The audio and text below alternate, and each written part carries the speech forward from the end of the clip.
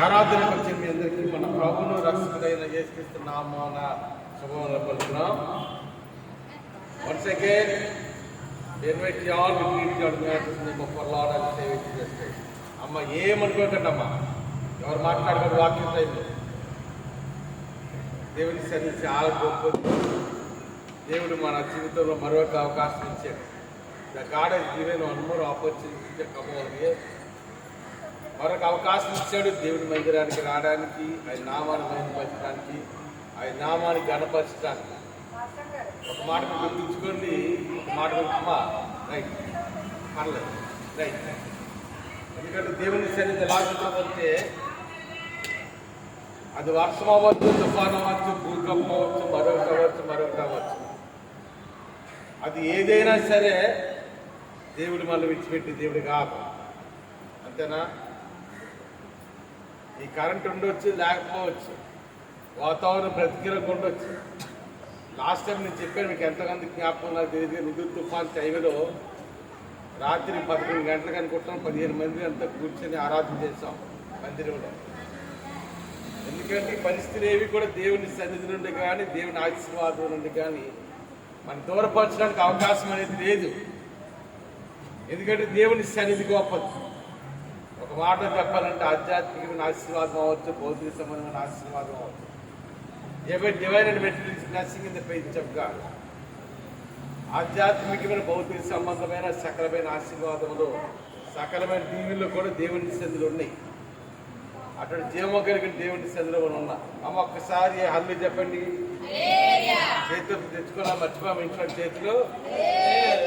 ఒకసారి మీకు హల్లు చేద్దామా, కబరిగా చేద్దామా, కబరిగా చేద్దామా. కాబట్టి దేవుని సన్నిధి గొప్పది.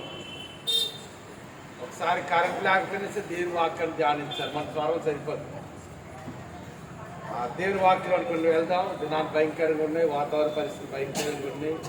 ఇప్పుడు ఆల్రెడీ 10:20 అనగా 10:20 అయింది. నేనేమనుకుంటుంటే కరెక్ట్గా 11 గంటలకి ఆరాధన తెచ్చుకుంటాం. దినాలు చూసినప్పుడు వాతావరణ పరిస్థితులు భయంకరంగా ఉన్నాయి, ఎండలు భయంకరంగా ఉన్నాయి, వాతావరణ పరిస్థితులు భయంకరంగా ఉన్నాయి. విధంగా చెప్పాలి, ఇటువంటి ప్రతికూల పరిస్థితుల్లో కూడా దేవుడు మనల్ని ఆదరిస్తాడు. అది గాడ్ ఇది గాడ్ ఆఫ్ కమ్. దేవుడు మనల్ని ఆదరిస్తాడు, దేవుడు మనల్ని బలపరుస్తాడు, దేవుడు మనల్ని స్థిరపరుస్తాడు. ఎందుకంటే దేవుని వాక్యం భూమి ఆకాశాలు గతించుకోవచ్చు, కానీ దేవుని మాటలు ఒక సున్న కానీ కొన్ని కానీ తప్పిపోదు. అది దేవుని చెప్పిన మాట. కాబట్టి దేవుని వాక్యం అనుకుని వెళ్దాం. యెషయా గ్రంథము 5:11. యెషయా గ్రంథము 11:1.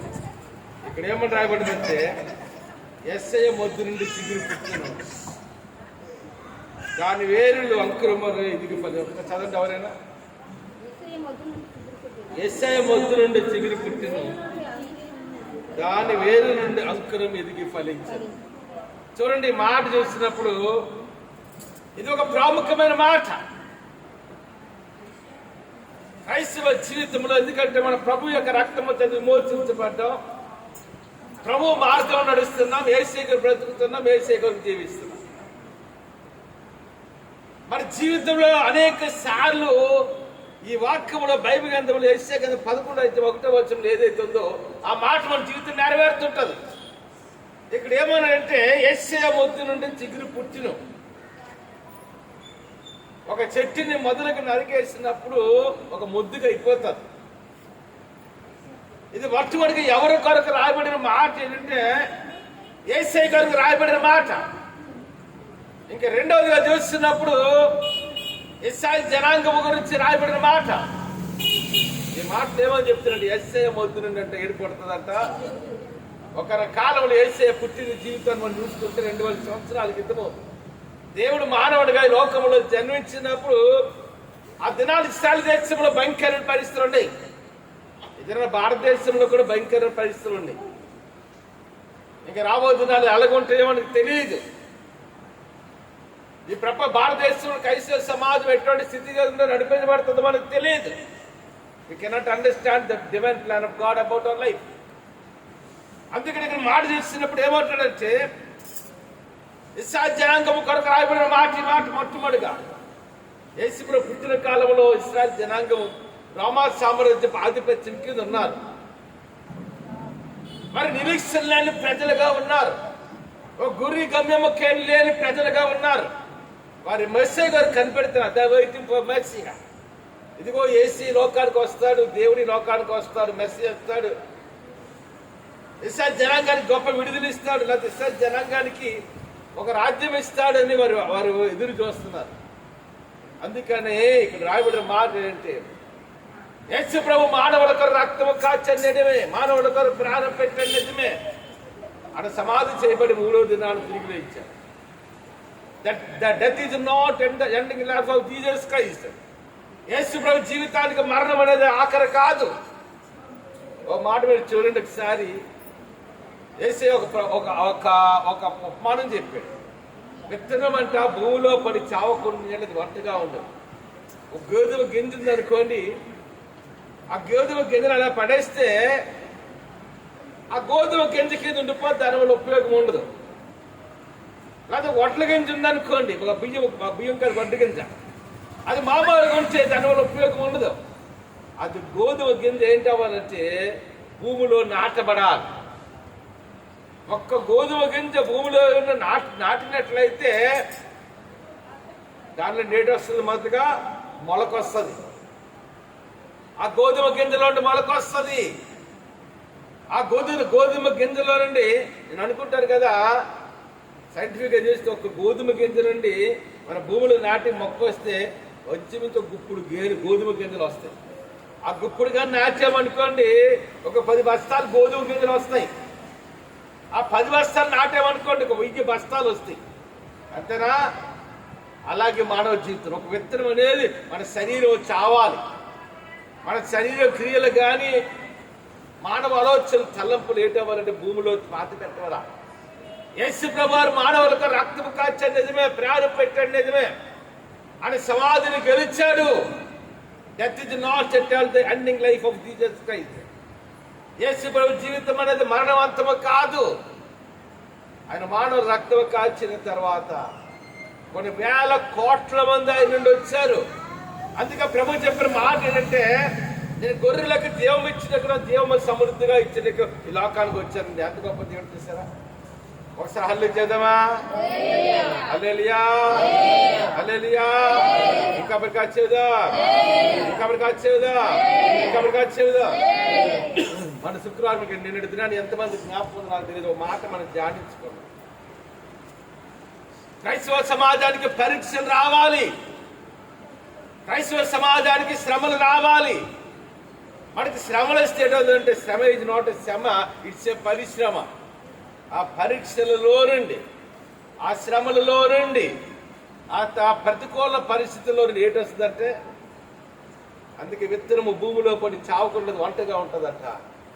అదే విత్తనము కానీ భూమిలో కానీ చనిపోవాలి మొదట. మీకు ఎంతమందికి అర్థమైంది నాకైతే ఏంటి అవ్వాలమ్మా? గోధుమ గింజ చనిపోవాలి. అప్పుడు దాని నుండి మొలకొస్తుంది. దానిలో నుండి ఏంటి వస్తుంది? వేర్లు వస్తాయి. దానిలో నుండి ఇంచుమించు గుప్పుడు 2 గుప్పుడుల గోధుమ గింజలు వస్తాయి. అదే మాటకి రక్తాలకు సచ్చిందండి. మన జీవితంలో సార్లు పరిస్థితి వస్తుంది. ఒకసారి మన ఆలోచన ఎలాగుంటుందంటే, అయ్యో నా జీవితం అయిపోయింది ఏమో అనుకుంటాం. నా జీవితం అయిపోయిందేమో. మొన్న ఒకసారి నేను ఒక 45 రోజుల క్రితం ఒక ఆమెతో నేను మాట్లాడుతున్నా. యాక్చువల్గా ఆమె భర్త బాగా చాలా పెద్ద క్వాలిఫైడ్ సార్. ఆమె ఎంఎస్సి బీఈడి, ఎంఏ బీఈడి చేసింది. ఆమె పేరు కరుణా గారు అని మీకు చాలా మంది తెలియకపోవచ్చు సార్. మాసవ్ గారితో పాటు స్కూల్లో టీచర్గా చేశారు. ఆమె చదువు చిన్న చదువు కాదు, ఎంఎస్సి బీఈడి చదివారు. ఆ భర్త కూడా ఏదో చాలా పెద్ద చదువు చదివాడు. నేను లాస్ట్ టైం ఫోన్ చేసి అడుగుతాను ఎలాగున్నారమ్మా అంటే, మాస్టర్ గారి పరిస్థితి బాగోలేదండి. ఎంతవరకు ఒక కంపెనీ చేశాడు. ఆయనకు 2 లక్షలు, ఈమెకు 1 లక్ష జీతం వచ్చేది. నెల అయ్యేటప్పటికి 4 లక్షల జీతం వచ్చేది. ఇప్పుడు ఏంటంటే కంపెనీలో లాస్ వచ్చిందంట. ఆ కంపెనీ క్లోజ్ చేశారు. మా వయసులు చూస్తే 41 సంవత్సరాలు 42 సంవత్సరాలు వచ్చింది పాస్ గారు. ఇంకో దగ్గర జాబ్లో జాయిన్ అవ్వడానికి అవకాశం లేదు. వస్తా ఎటువంటి పరిస్థితి ఒకటే చెప్పాను, అమ్మ అది మీ జీవితం అంతము కాదు. ఎప్పుడైనా మన జీవితంలో ప్రతికూల పరిస్థితులు ఎదురైనప్పుడు, మన జీవితంలో కష్టకాలం ఎదురైనప్పుడు, నేను వాక్యంలో ఏమని తెలుసు, శ్రమ దినమున నీవు కృంగిని ఎడలా నీవేటవుతావంట.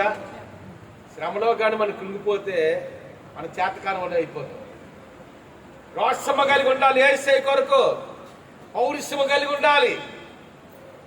క్రైస్తవ జీవితంలో యేసయ్య నమ్ముకున్నారని మాట నడుస్తున్నప్పుడు ఆ మొద్దులాగా అయిపోతుంటాం మన జీవితంలో.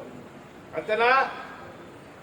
మన కళ్ళు చిక్కులను చూసిన ఏది మనకు కనిపించదు, అంత భయంకరంగా ఉంటుంది.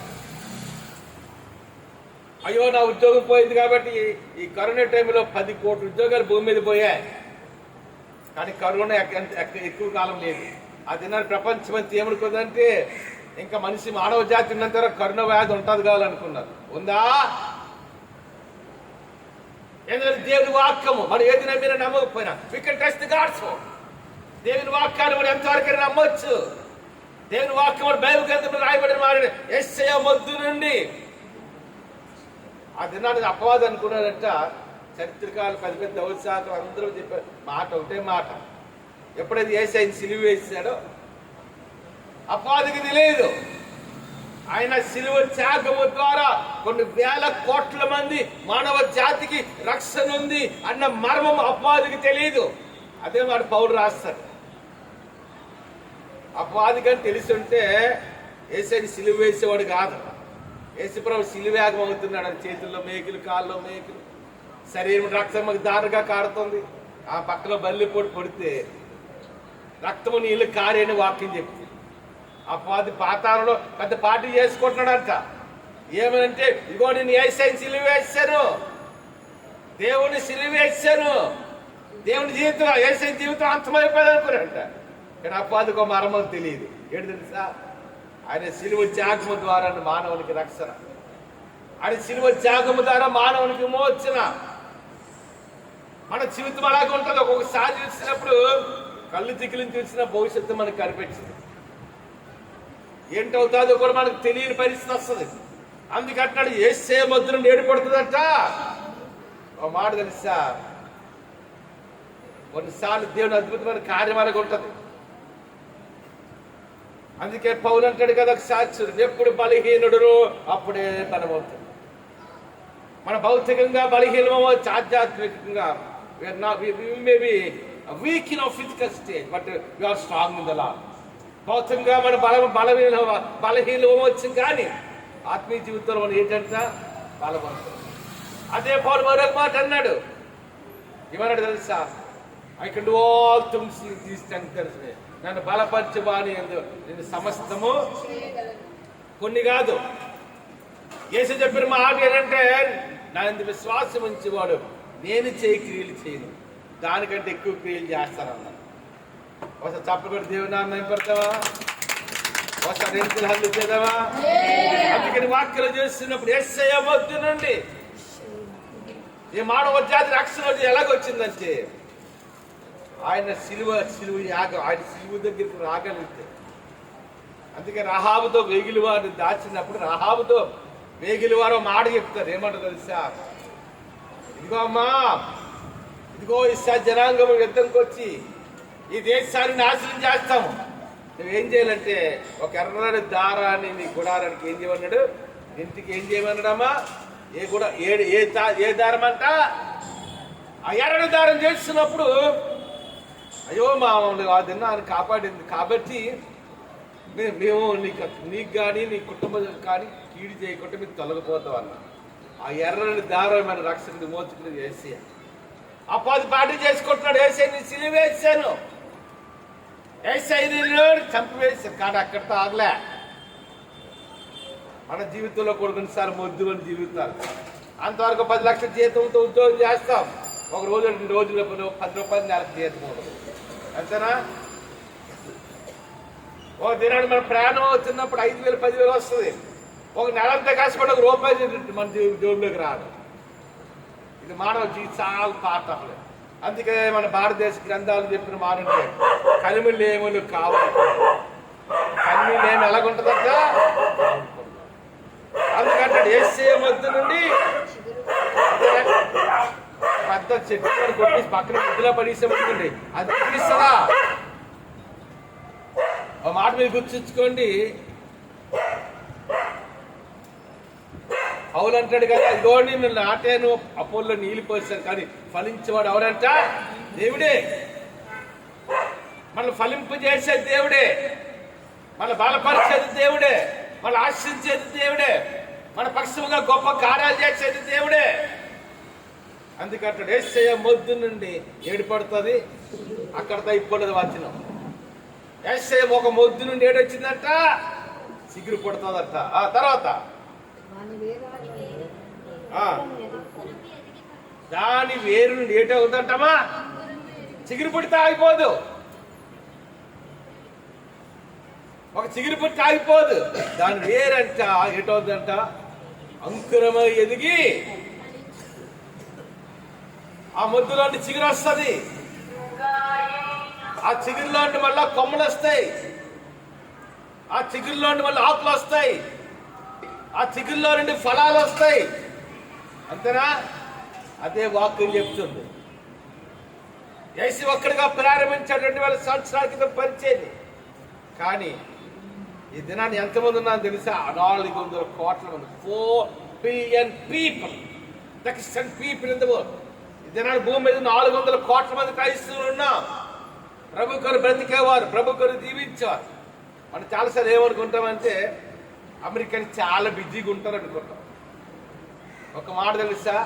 అమెరికన్ జనాభా 44 కోట్ల మంది.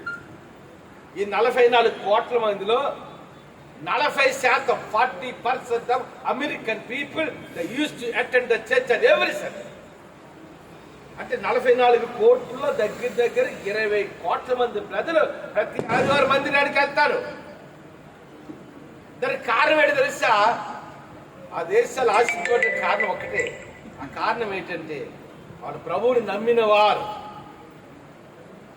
అందుకే దేవుని వాక్యం, ఎందుకంటే దేవుని వాక్యం అని ఖచ్చితంగా జరుగుతుంది జీవితంలో. ఎస్ఐ మధ్య నుండి ఏంటొస్తుందట? చిగురు వస్తుందట. ఆ చిగురు ఆగిపోదు, దాని నుండి వేళ్ళు వస్తాయి, కాండం వస్తుంది, కొమ్మలు వస్తాయి. మన జీవితం అంతే. మరి ఇరువుకి అదే చెప్పాను కరుణా గారికి, ఆమె భర్తకి, మీ జీవితం ఎక్కడికి అయిపోలేదండి, అంతేనా? అందుకే వాక్యంలో 103వ కీర్తనలో మాట ఉంటుంది, పక్షిరాది యవ్వనము వలె నీ యవ్వనము.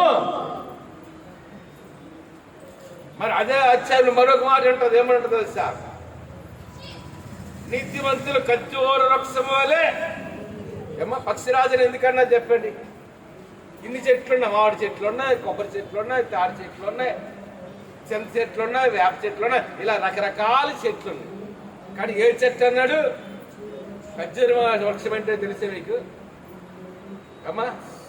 ఇప్పుడు ఎందుకు అంతవరకు ఎందుకు మన పెరట్లో అరటి చెట్టుని పెంచుతుంటాం. చాలా పెరట్లో ఏ చెట్టు ఉంటుంది? అరటి చెట్టు ఉంటుంది. అరటి చెట్టు మనం పెంచుతుంటాం. అరటి చెట్టుకి ఎన్ని గెల్ల కాస్తాయి చెప్పండి? తర్వాత ఏంటైపోద్ది ఆ చెట్టు అమ్మా? మనకు తెలుసు. అరటి చెట్టుకి ఇప్పుడు మనం మామిడి చెట్టు వేసామనుకోండి, 10 సంవత్సరాలు ఆ ఫలాలు వస్తుంది. కొన్ని 100 సంవత్సరాలు కూడా ఉంటాయి కొన్ని చెట్టు. అరటి చెట్టు అలాగుండదు. అరటి చెట్టుకి ఒకే గెలాసు. అది ఏదో గ్రంథాల ప్రకారం ఎవరో శాపలు ఇచ్చేది ఇదంతా. అరటి చెట్టు ఒకే గెలాసు. తర్వాత ఏంటైపోద్ది చెట్టు? ఏంటవుదామా? అక్కడ పక్కన ఎన్ని వస్తాయి చెప్పండి? ఒక అరటి మొక్క ఒకటి రాదు, చాలా అట్టి మొక్కలు వస్తాయి. అంతేరా? అందుకని ఎస్ఏ మొత్తం ఏడు పడుతుంది, చిగురు పడుతుంది. ఆ చిగురు పుట్టడం అంతా ఆగదు. ఎస్ఏ మొత్తం నుండి చిగురు పుట్టిను. రెండోదిగా దాని వేరుల నుండి అంకురం ఎదుగుతాదంట. అంకురం ఎదిగాలకుండదు, అంకురం ఎదిగేటవుద్దంట ఫలించింది. ఎంత గొప్ప దేవుడు తెలుసా? యేసు ప్రభు సిలువయాగం అయిపోయినప్పుడు అని తీసుకెళ్లి సమాధిలో పెట్టిన తర్వాత శిష్యులందరూ భయపడిపోతున్నారు. అయ్యో యేసుని మేము వెంబడించాము అని అనేక అద్భుతమైన కార్యాలు చేసినప్పుడు మేము ఉన్నాము. కానీ యేసు ఇప్పుడు ఏంటైపోయాడు? అంతేనా? కానీ యేసు జీవించున్నప్పుడే చెప్పాడు. ఏమన్నాడు తెలుసా? ఈ దేవాలయం పడగొట్టి 3 దినాల్లో తిరిగి కడతానన్న. యూదులు అనుకున్నారు అయ్యో సొలొమోను ఇన్ని సంవత్సరాలు కట్టాడు ఈ దేవాలయాన్ని. ఈయన ఏమంటాడు, ఎన్ని రోజులు తిరిగి కడతాను అంటాడమ్మా? ఎన్ని దినాలు? సొలొమోను దేవాలయం కట్టినప్పుడు ఒక నెలలోని 6 సంవత్సరాలు కట్టలే. నేను మర్చిపోయాను కానీ చాలా చాలా సంవత్సరాలు పట్టింది. కానీ ఇక్కడ ఏసీ ఏమంటాడు, ఈ దేవాలయం పడగొట్టాడు, నేను 3వ దినాన్ని కడతాను, 3 దినాల్లో నేను కడతాను. ఈ దేని గురించి చెప్పాడు?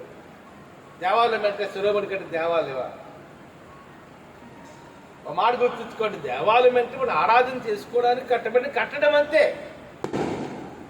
కానీ ఏసీ ఎక్కడుంటాడు చెప్పండి? ఆయన నీలో ఉండును, ఏసీ మనలో ఉన్నాడు. We are the living temples of God. దేవుని కొరకు మనమే కాలేము. దేవుడు ఎక్కడుంటే అక్కడ ఆలయం అంటాం. మనలోని దేవుడు ఉన్నాడు, మాలో ఏసీ ఉన్నాడు అన్నాడు. హల్లి చెప్పండి. ఏమో అందరూ ఏసీ ఉన్నాడు లేదా? హల్లెలూయా. వీఆర్ ద లివింగ్ టెంపుల్స్ పక్క మనమే ఆలయం, మనలోని నివాసం ఉంటున్నాడు.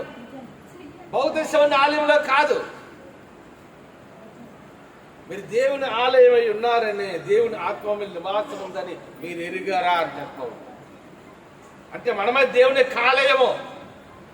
దేవుడు మనలోనే నివాసం ఉంటాడు. ఇది నా దేవుడు Christian is a temple for God in the world. ఈ భూమి మీద ప్రతి క్రైస్తవుడు కూడా దేవుని కొరకు ఆలయముగా ఉన్నాడు.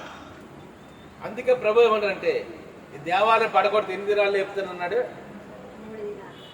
People couldn't understand the prophet of God. ఏసీ చెప్పిన మాట వాడికి అర్థం అవ్వలేదు. అయ్యో సొలొమోను ఇంత కాలం కట్టాడే, ఆ దేవాలయం 3 రోజులు ఎలా కడతాడు ఏసీ అంటే? దేని గురించి చెప్పాడు ఏసీ అంటే, తన శరీరం గురించి చెప్పాడు, తన సిలువ త్యాగం గురించి చెప్పాడు. ఇదిగో మీరు సిలువ వేసినా 8 దినాల్లో వేస్తారని చెప్పాడు, 3 దినాల్లో లేస్తారని చెప్పాడు. ఎంత గొప్ప దేవుడు చూస్తారా?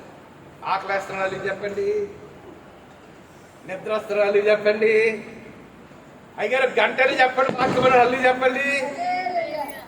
అమ్మాలి మెల్లిగా ఎలాగా గట్టిగా అందాం. హల్లెలూయా, హల్లెలూయా, హల్లెలూయా. అదే అమ్మా, ఇట్స్ ఎ ప్రాఫిటిక్ వర్డ్. దయచేసి చెప్తే 11 verses. యెషయా గ్రంథం 11 ఒక ప్రవచనాత్మక మాట. యెషయా వదిలేసి నీ జీవితం అయిపోలే అనుకుంటున్నావేమో. జీవితం అయిపోలేదు. ఏలియా దినాలు ప్రార్థన చేస్తున్నాడు. ఆహాబు రాజు యెజెబెల్ ఏం చేశారంటే, ఏలియాని చంపడానికి చూసి అప్పటికే చాలా మంది ప్రవక్తలు చెప్పించారు. ఏలియా ఒక్కడు మిగిలేడు ప్రవక్తల్లో. ఏలియాకి భయం వేసింది. ఒక్క మాట, అమ్మా నా గొంతు ఒకసారి నా గొంతున్న చేసి చూపించాను, కుడి చేయి, నా గొంతులను కుడి చేయి చెప్పించాను. ఒక మాట తెలుసా, ఈ భూమి మీద చాలా రకాల భయాలు ఉంటాయి మనకి, అంతేనా? పరీక్షలు రాసిన యవనస్తులకు ఎలాగుంటుందంటే, అమ్మో నా పరీక్షలు ఎంత ర్యాంక్ వస్తుందో, ఏ ర్యాంక్ వస్తుందో నాకు అదొక భయం.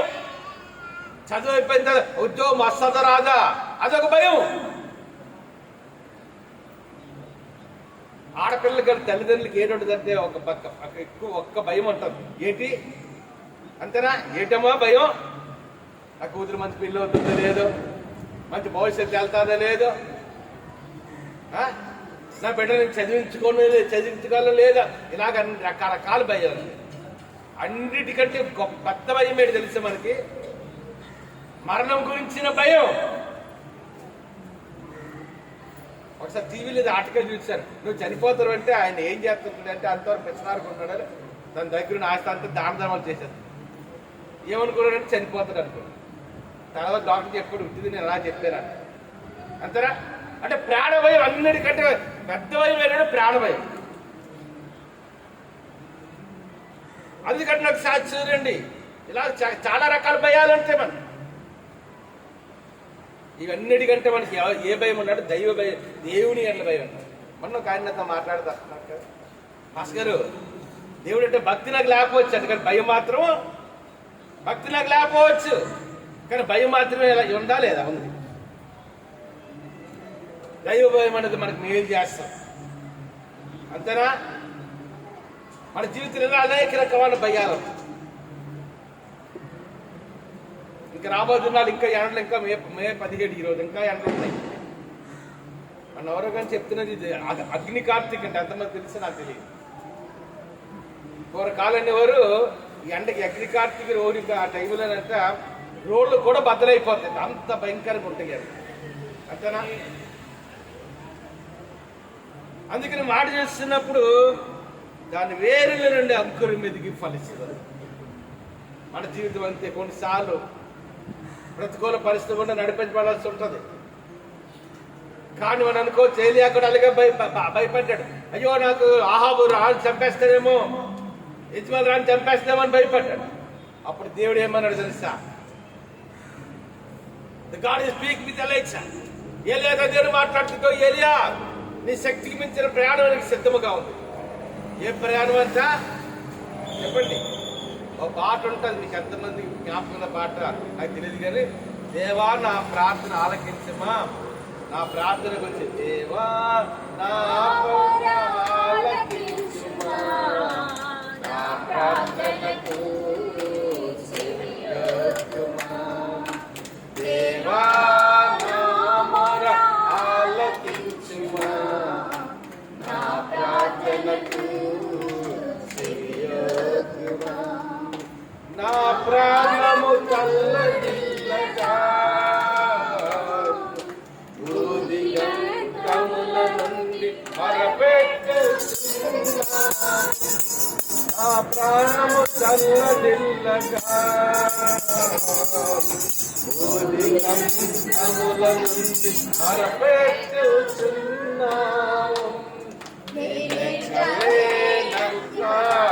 ఎత్తైన కొండపై ఎక్కించును, నన్ను నడిపించును.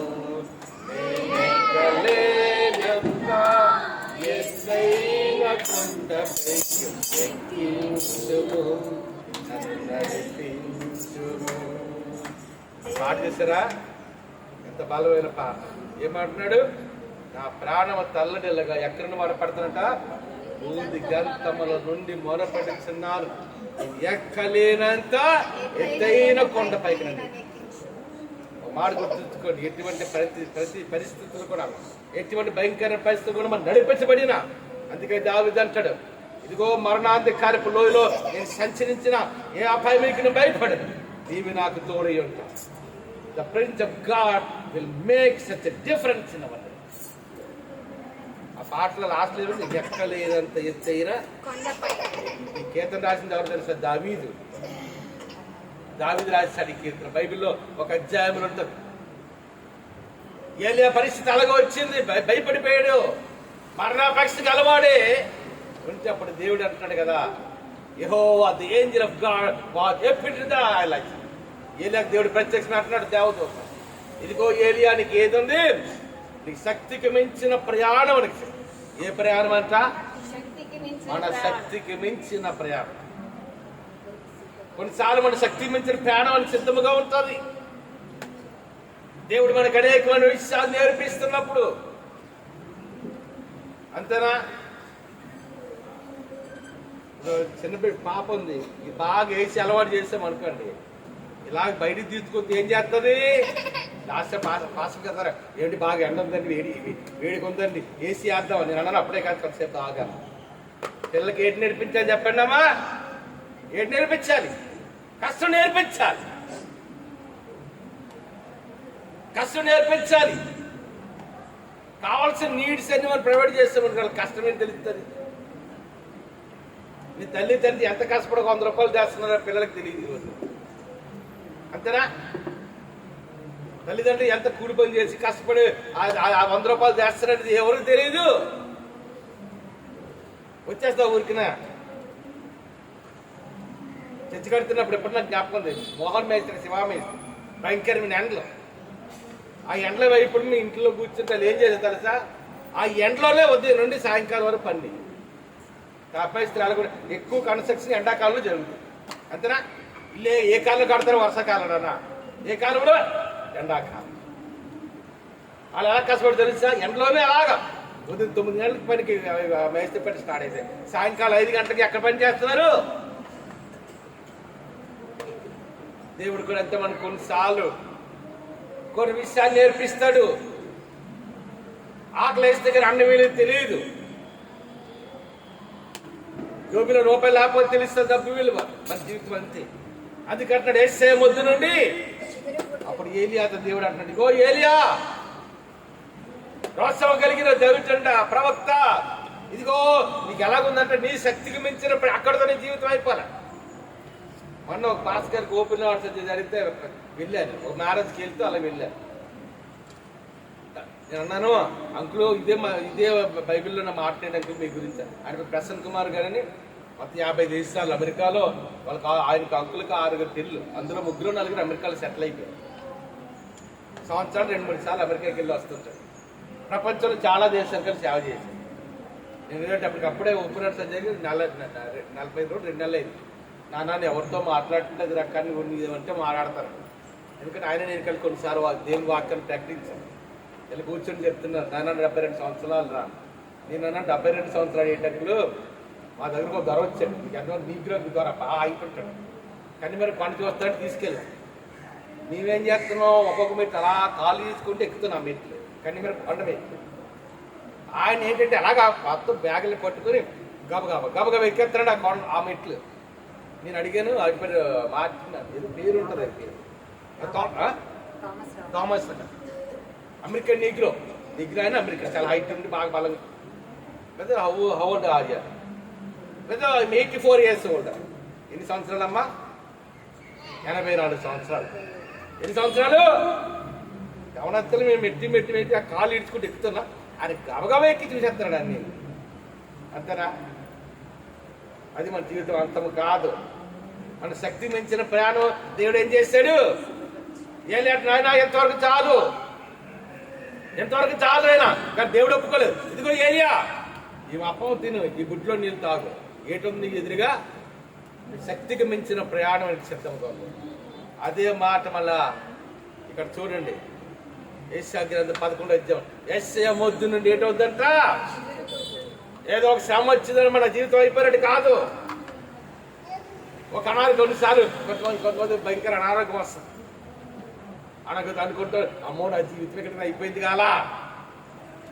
మరణ భయం అనేది ఆవరించేస్తుంటది. ఏటైపోతాను ఏంటి అవ్వ. ఎందుకంటే మనలో ఎవరున్నారు? యేసు ఉన్నాడు. మనతో ఎవరున్నారు? దేవుడే మనతో ఉంటే రక్షకుడు, విమోచకుడు, సర్వశిష్యుని నడిపించేవాడు, సర్వశిష్యు మీద ఆధిపత్యం కలిగినవాడు, ఆయనకు అసాధ్యమైనది ఏం లేదు. అటు దేవుడే మనతో ఉంటే ఈ పరిస్థితులు మనం ఏమి చేయలేరు.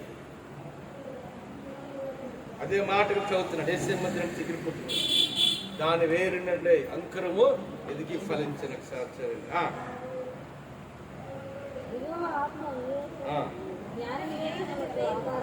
యెహోవా ఆత్మ.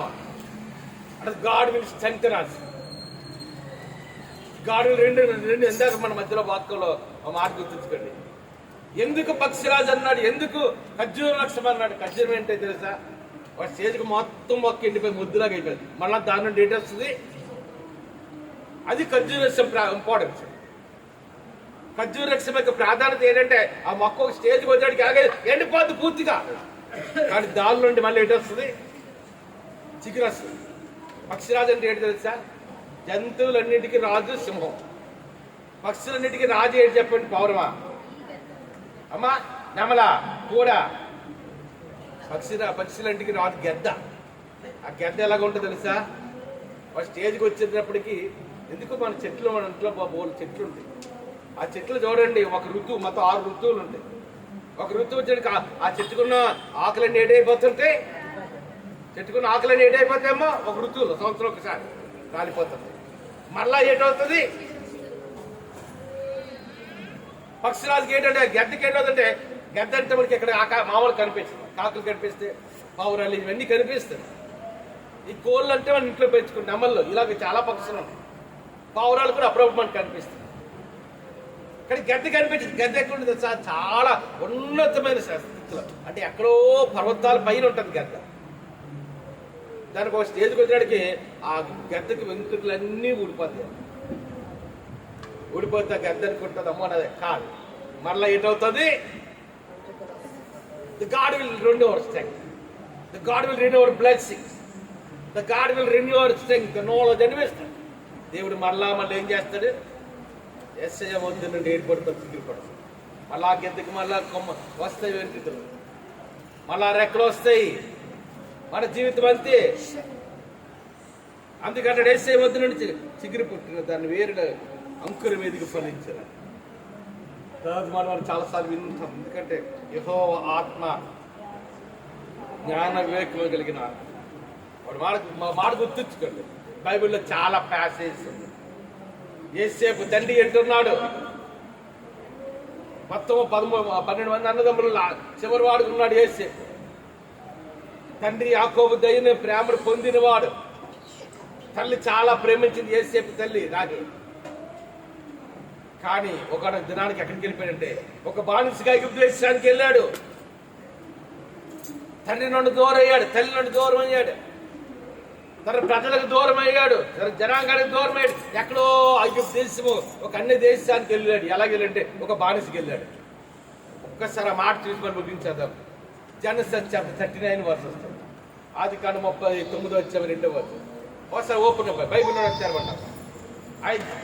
జెనసిస్ చాప్టర్ 39 వర్స్ వస్తుంది. యెషయా గ్రంథము 39:2.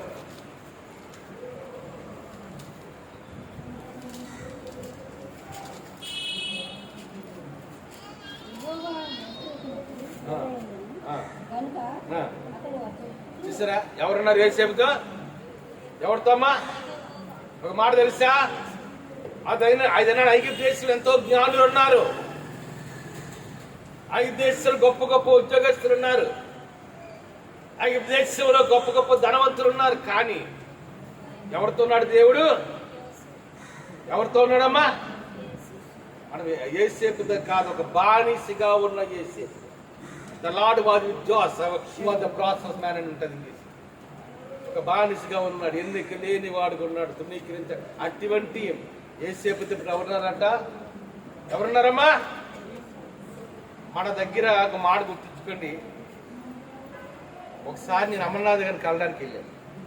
ఆయన ఎంతమందికి అర్థమైంది నాకైతే తెలియదు. కానీ ఇప్పుడు నేను వెళ్తే బయట కొంతమంది ఉన్నారు, ఆ కాంపౌండ్లో కొంతమంది ఉన్నారు, ఆయన దగ్గర ఎమ్మెల్యేలు అందరూ ఉన్నారు. అప్పుడు మినిస్టర్గా చేసేవాడు. ఈ రాజకీయాలు ఎలాగుంటాయంటే పదవిని చేతులు ఉన్నంత వరకు వెనక ప్రజలు ఉంటారు. ఎప్పటి వరకు ఉంటారమ్మా? పదవిని చేతులు. పదవి పోతే మళ్ళీ లేట్ అయిపోతారు. ఒకప్పుడు తిప్పల గురిమడి అలాగే ఉండేవారు. అంతేనా? ఈ రాజకీయాలు అనుకుంటే అధికారములు ఉంటే నేను చుట్టూ 100 మంది కాదు, 1000 మంది కాదు, 1,00,000 మంది అంటారు. అంతేనా? ఏదైనా 10 లక్షల మందికి 1 కోటి మంది మనతో ఉండొచ్చు. ఎందుకంటే తమిళనాడు ముఖ్యమంత్రిగా స్టాలిన్ చేసినప్పుడు ఆ రాష్ట్రం అంతా అనుకుండేది, ఇప్పుడు కాదు. అందుకని దీని వాక్యం ఏం చెప్తుంది? మన జీవితంలో వస్తుంటాయి, కానీ ఆ పరిస్థితి కృంగిపోవడం కాదు. రోషం కలిగిన వాళ్ళు ఏం చేయాలి తెలుసా? మరలా అక్కడ దాటి మరలా హార్డ్ వర్క్ చేస్తుంటారు. మళ్ళా లైఫ్ని ఏం చేస్తుంటారు? ఏదైతే కోల్పోయారు మళ్ళా దాన్ని సంపాదించుకోవాలి. అంతేనా కాదా? ఒకసారి ఓడిపోయినది మాత్రం చేత జీవితం అయిపోయినట్టు కాదు. మామూలు ఖర్చుగా మెంటల్ స్ట్రెంగ్త్ లేని అయిపోయిందేమని కాదు. మళ్ళీ ఎటువుతుంటుంది మనం? సమస్యలు శాశ్వతం కాదు, లేనితనం శాశ్వతం కాదు. మళ్ళా మనం ఏంటవుతాం? మళ్ళా రీబిల్ట్ అవుతాం. అందుకే దీని వాక్యలో మాట ఉంటుంది, ఈ కడవర మందిరం ఒక మహిమ మునుపటి మందిరాన్ని, కడవరి అంటే ఈ ఆఖరి దినాలను మందిరం అంటారు, మునుపటి మందిరాన్ని పిలుస్తారు. ఒకసారి సంతోషం కలిగి చెప్పండి, హల్లెలూయా హల్లెలూయా. నిజమైన నాయకుడు కృంగిపోడు. నిజమైన నాయకుడు కృంగిపోతాడా? లేదు. ఆ పరిస్థితి అనేక విషయాలు నేర్చుకుంటాడు. అయ్యో నేను ఈ పరిస్థితి ఆడికి కాటం ఇది కావాలా, కాబట్టి మళ్ళా నా జీవితాన్ని జరిగేది మళ్ళా బాగుపో, మళ్ళా యథావిధిగా మళ్ళా రీబిల్ట్ అవుతుంది. దీని మూలవాక్యం అంటే యేసయ్య మొద్దు నుండి చిగురు పుట్టిన దాని వేరు ఎదిగి ఫలించింది. మన జీవితంలో కూడా కష్టాలు వస్తాయి, శ్రమలు వస్తాయి, ప్రతికూల పరిస్థితులు వస్తాయి, లేనితనం వస్తుంది, నిందలు అవమానాలు వస్తాయి. రావా? మన కొరకు మన నిందలో పడ్డాం అనుకోండి, దానికి ఉపయోగం ఉండదు. మన కొరకు మనం చేసిన పొరపాట్లకు పడదు. ఎవరు అన్నారంట, మాస్టర్ గారు ఇంకో ఆయన ఉన్నారు, వాళ్ళిద్దరు కలిపి స్థలాలు అమ్మేసుకుంటారంట. మాకు ఇవన్నీ అలవాటే. ఆ ఎన్నో పాటలు పడి ఎన్నో అవమానాలు పడి ఎంతవరకు దేవుడు తీసుకొచ్చాడు. ఈ పరిస్థితి ఏమి కూడా మమ్మల్ని ఒక్కడ మాట గుర్తించుకోండి. నా దేవుడు నాతో ఉన్నాడు అని నమ్మగలిగితే ఒక దినాన్ని ఒంటరిగా రోడ్డు మీద నిలబడినా నీ దేవుడు నీతో మళ్ళీ ఎటవుతాను. నీ వెనక లక్షల మంది కోట్ల మంది దేవుడు నడిపిస్తాడు. అంతేనా? ఒకసారి చెప్పలు కూడా దేవుడు మేము పడతాం. హల్లెలూయా, హల్లెలూయా. అది పౌలుకి తెలుసు, నన్ను బలపరచు వాని యందు నేను సమస్తము. ఒక బానిసకి వెళ్ళాడు యేసేపు ఐగుప్తు దేశానికి. అది దేని వాక్యం అని చెప్పింది తెలుసా? ఐగుప్తు దేశం రాజుతో దేవుడు లేడు ఉన్నాడని చెప్పలే. ఐగుప్తు దేశం సైన్యాధిపతి ఉన్నారని చెప్పలే. ఐగుప్తు దేశం మంత్రులతో ఉంటారని చెప్పలే. ఎవరుతున్నాడంట? God was with Joseph. He was the process. యెహోవా యేసేపును తోడేనక అతడు ఏటవుతాడు? వర్ధిల్లాడు.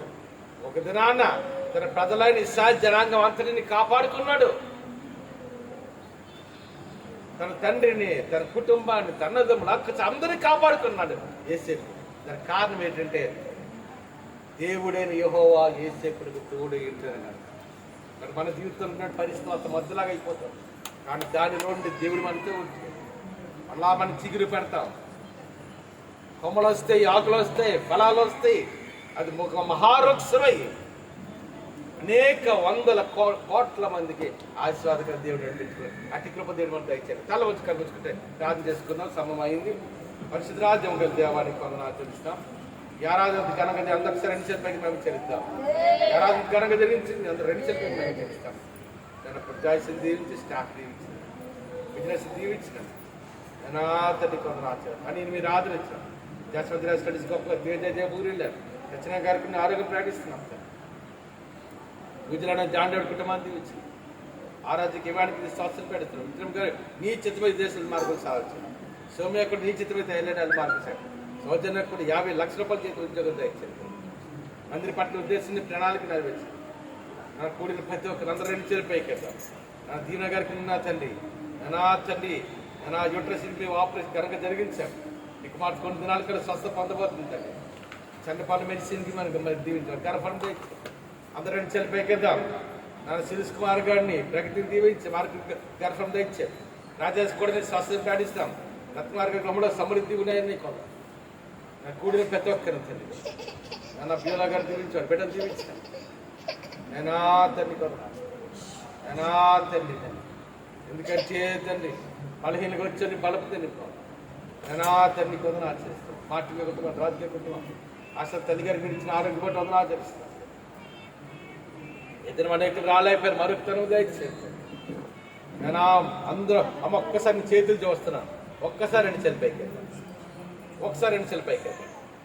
నా దావీదు ఏ విధంగా అయితే నా బోధిగంతులను మొరపెడుతున్నాను ప్రార్థన చేశాను. మేము ప్రార్థన చేస్తున్నాం. మేము ఎక్కడ ఆరాధన చేస్తున్నాం నీకు తెలిసిన, ఎంత ఎండలో ఉన్నావు మాకు తెలిసిన, నీకు తెలిసిన, నా సంవత్సరం చిన్న బిడ్డలతో ఉన్నావు మీకు తెలిసిన. ఎందుకంటే కార్యం చేశాడు మేము కాదు, నీవు కార్యం చేయాలి తండ్రి. నీవు అద్భుతం చేయాలి, నువ్వు చూసుకుని చేస్తాడు. మా ఆలోచన కాదు, మా తలంపులు కాదు, మా జ్ఞానం కాదు, మాకున్న శక్తియుక్తులు కాదు. లేదా ఈ పరిపూర్ణ చిత్త మా జీవితం నెరవేర్చబడాలి. అందరూ 2 చేతులు పైకి వెళ్దాం. ఎందుకంటే మందిరికి ఆరాధన చేరుకుంది. మా లాయలు ప్రభాకర్ గారి కుటుంబాన్ని కూడా దీవించున్నాం. రమేష్ లాయర్ గారు కుటుంబాన్ని, ముద్రరాజు లాయర్ కుమార్ కుటుంబాన్ని దీవించి అందరూ 2 చేతులు పైకి వెళ్దాం. మనోహరక్కలు కూడా నన్ను హాస్పిటల్ రాకండి. మేబీ రేపు కంటే హార్ట్ ఆపరేషన్ జరగవచ్చుగా. హార్ట్ ఆపరేషన్ కూడా గడక జరగడానికి అప్పంది నా తండ్రి. అదే కానీ కొందరు ఆచరిస్తున్నాను తండ్రి. రవి కూడా మన ఉద్యోగస్తున్న ఉన్నత నడిపించాను నా తండ్రి. దసరా చేతి మంది దీవించి నాని కొందరు అద్భుత ముగ్గురికి మాత్రం కుటుంబం దీవించాను. దూర ప్రాంతాల నుంచి నాని కొందరు ఆచరిస్తున్నాను తండ్రి. దూర సమయంలో గట్టి దీవించిన నా తండ్రి. అమెరికాలో సతిప్రియాని చిత్రాన్ని రాజ చిత్రాన్ని తండ్రి. ప్రసాద్ గారు, రమణ గారు, కుమారి గారు, అనాథ్ వీరందరూ కుటుంబాన్ని పరిచయం చేస్తాం దబాయిలతో ఎలిసా భాస్కర్ సాయిగా కిషోర్ వారు చేస్తున్న మినిస్టర్ని దీవించి చిగివేణుగా గారి కుటుంబాన్ని దీవించి అమెరికాలో జార్జ్ దగ్గర కుటుంబాన్ని నాని కుటుంబాన్ని తల్లి మోహన్ కుటుంబాన్ని తల్లి యవనస్తుల ఉద్దేశాలు ఎంతో నన్ను ప్రయాసపడుతున్నారు వారి ప్రయాసం దీవించమని ప్రార్థన చేస్తున్నాను ఎండల కొరపాన్ని మంచి భయంకర వాతావరణం ఉంది ఈ వాతావరణంలో చల్లని వాతావరణం కలుగక నాకు ఎండలు బంధిస్తాను అందుకని ప్రాముఖ్యంగా తండ్రి మోహిత్ రెడ్డి గారికి కూడా బట్రాస్ అక్కడ జాబ్ తిరిగి రావడంలో నేను సడిదించినాను నేను తండ్రి బలహీనగా వచ్చి బలంతో నింపేస్తాను నేను శక్తిహీనగా వచ్చి శక్తితో నింపేస్తాను మళ్ళా ప్రార్థన చేస్తున్నాం చాలా మందిరాలకు వెళ్ళి ఆరాధన చేయడానికి కూడా నానానికి కృపణ దయచేయం రాజు గుడి పెద్ద సారం కుటుంబాన్ని దీవించుకుంటారు లక్ష్మీ గారు కుటుంబాన్ని దీవించి నానానికి వందనాలు చేస్తున్నాను సతీశ్వర గారి తన కుటుంబాన్ని దీవించి దేవుడి గారి కుటుంబాన్ని దీవించి గొల్లా గారి కుటుంబాన్ని దీవించి శ్రీకాంత కుటుంబాన్ని అందరు రెండు చేయాలి కృపానంద కుటుంబాన్ని దీవించిన గుడిని ప్రతి ఒక్కరు కూడా పేరు బిడ్డను దీవించి అన్నమ్మ కుటుంబాన్ని దీవించి జోషిని గండానికి వచ్చిన బిడ్డను దీవించి మా తల్లి వారి జ్ఞాపకాత్మకం కూడా నన్ను ఘనంగా జరిగించారు మా బంధువులందరికీ రక్షణ ఇచ్చారు కూడా ప్రతి ఒక్కరు కూడా పేరు దీవించాను నేను ఆ యూట్యూబ్లో ఫేస్బుక్లో ఈ వర్తమానం ఎవరైతే వారందరూ దీవించాను కన్నా గారికి రాజపేట గారికి